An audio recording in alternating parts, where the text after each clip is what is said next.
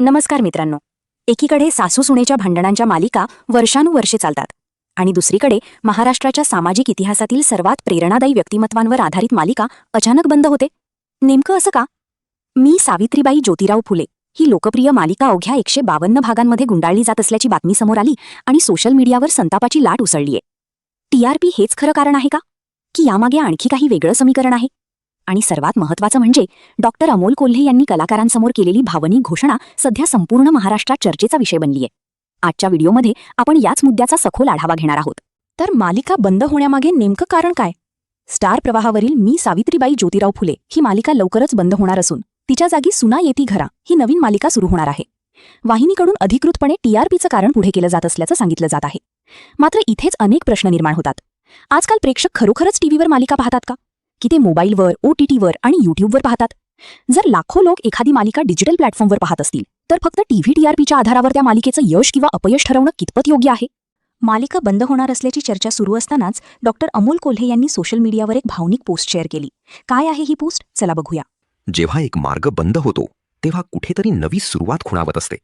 थोडंसं थांबणं आवश्यक असतं, जरा निवांत होणं गरजेचं असतं, पुन्हा नव्याने गणितं मांडण्यासाठी, नव्या जोमाने झेपावण्यासाठी. आता एक असा व्हिडिओ समोर आला ज्याने संपूर्ण चर्चेला वेगळं वळण दिलं. या व्हिडिओमध्ये डॉक्टर अमोल कोल्हे मालिकेतील कलाकार आणि तांत्रिक सहकाऱ्यांशी संवाद साधताना दिसतात. काय आहे हा व्हिडिओ? चला बघूया. जो काही लॉस असेल ती माझी वैयक्तिक जबाबदारी असेल. म्हणजे मी लिखाणाचे पैसे घेत नाही, मी स्क्रीन प्लेचे पैसे घेत नाही, मी अभिनयाचे पैसे सोडून देतोय. त्यानंतर आपल्याला जेवढं बेअर करता येईल तेवढ्याच लेवलला आपण बेअर करू. पण काम वॉट मी कुठल्या मार्गाने ते मला आत्ता माहित नाही, पण आपण ही गोष्ट पूर्ण करणार आहोत, 100% पूर्ण करणार आहोत. त्यामुळे काही उद्या कोणी सांगितलं तर त्याच्यावर अजिबात विश्वास ठेवू नका. अंधेर आणि आपल्याला ही गोष्ट पूर्ण करायची, कारण माझ्यासाठी ही फक्त मालिका नाही आहे, एक मिशन आहे. आणि ते मिशन एका कृतज्ञतेच्या भावनेतून आपण जी गोष्ट करतोय ती आपल्याला कोणत्याही परिस्थितीत पूर्ण करायची आहे. त्यामुळे ती आपण पूर्ण करणार आहोत. ही एक गोष्ट खूप प्रत्येकाने डोक्यात क्लिअर ठेवा.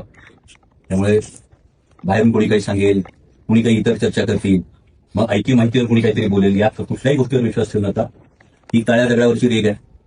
ही गोष्ट पूर्ण होणार आणि ही गोष्ट पूर्ण होत असताना पॉडबॉय पासून ते मेन आर्टिस्ट पर्यंत कोणाच्याही पेमेंटमध्ये चॅनेलने कितीही बजेट स्लॅश जरी टाकला तर 1 रुपयाचा सुद्धा फरक पडणार नाही. हे फक्त तुम्हाला सगळ्यांना शुअर करायचं.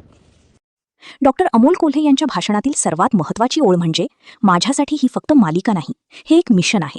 ही ओळ अनेकांच्या मनाला भिडली, कारण महात्मा फुले आणि सावित्रीबाई फुले यांचं कार्य हे फक्त इतिहास नाही, तर आजही समाजाला दिशा देणारं विचारधन आहे.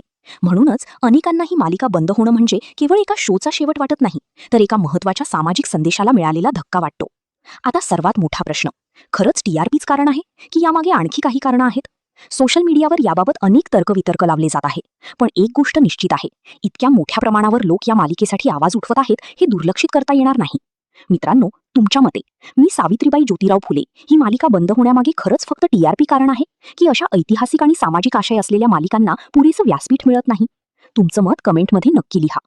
आणि जर तुम्हालाही वाटत असेल की अशा दर्जेदार मालिका सुरू राहायला हव्यात तर हा व्हिडिओ जास्तीत जास्त शेअर करा. व्हिडिओ आवडला असेल तर लाईक करा, चॅनल सबस्क्राईब करा आणि बेल आयकॉन दाबायला विसरू नका. जय ज्योती, जय सावित्री, जय क्रांती, जय महाराष्ट्र.